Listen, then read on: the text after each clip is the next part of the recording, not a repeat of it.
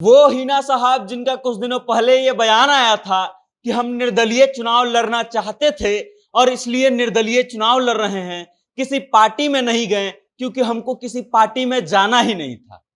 अब उसी हिना साहब का एक ऐसा बयान आया है जिससे राजद की मुश्किलें बढ़ जाएंगी। दरअसल 25 मई को जब हिना साहब मतदान करके मतदान केंद्र से बाहर निकली तो उन्होंने एबीपी न्यूज से बात किया और एबीपी न्यूज से बात करते समय उनका दर्द छलका और दर्द की जो आवाज थी वो जुबा पर आ गई और राजद पर वो खुल करके हमला कर दी और बोलने लगी कि अगर हम चुनाव जीत जाते हैं तो कभी आरजेडी में नहीं जाएंगे।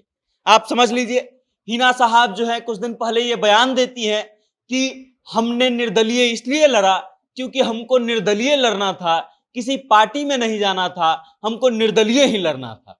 और अब हिना साहब का एक बयान आया जिसमें हिना साहब कहती हैं कि राजद पर हमला करते हुए कहती हैं कि शहाबुद्दीन साहब ने अपना फर्ज निभाया लेकिन लालू और राजद ने शहाबुद्दीन साहब के परिवार को नहीं संभाला।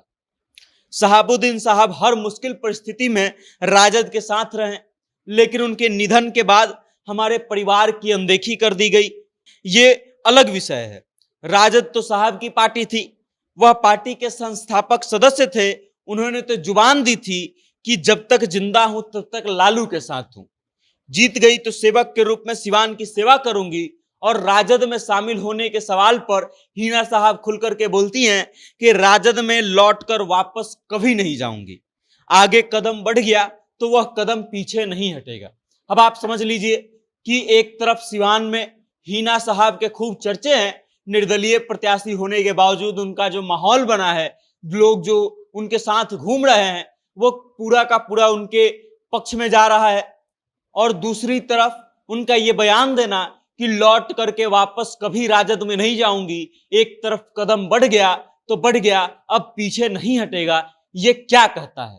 बाकी आप समझिए कि लालू प्रसाद यादव और राजद के लिए शहाबुद्दीन ने क्या नहीं किया है। शहाबुद्दीन वो व्यक्ति थे जो लोगों को डरा करके धमका करके और राजद को तोड़ने से बचाया करते थे। कभी प्यार से कभी डरा करके धमका करके लोगों को राजद से जोड़े रखते थे और राजद को आज तक टूटने नहीं दिए। लेकिन जैसे ही शहाबुद्दीन साहब की मृत्यु होती है उसके बाद से हिना साहब अकेली पड़ जाती हैं। राजद के ना तो कोई नेता उनके घर पहुंचते हैं और ना कोई राजद का बड़ा कार्यकर्ता जो है उनके पास पहुंचता है।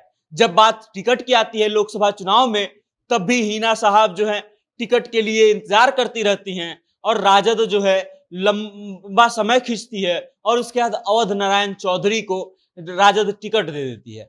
हिना साहब उसके बाद तय करती हैं कि वो निर्दलीय चुनाव लड़ेंगी और फिर वो निर्दलीय मैदान में कूद जाती है। उनके साथ जो लोग घूम रहे थे वो भगवा गमछी लेकर के घूम रहे थे और इस कारण से ये कयास लगाया जाने लगा था कि हिना साहब अगर चुनाव जीतती हैं तो वो एनडीए में शामिल हो जाएंगी, जनता दल यूनाइटेड में शामिल हो जाएंगी।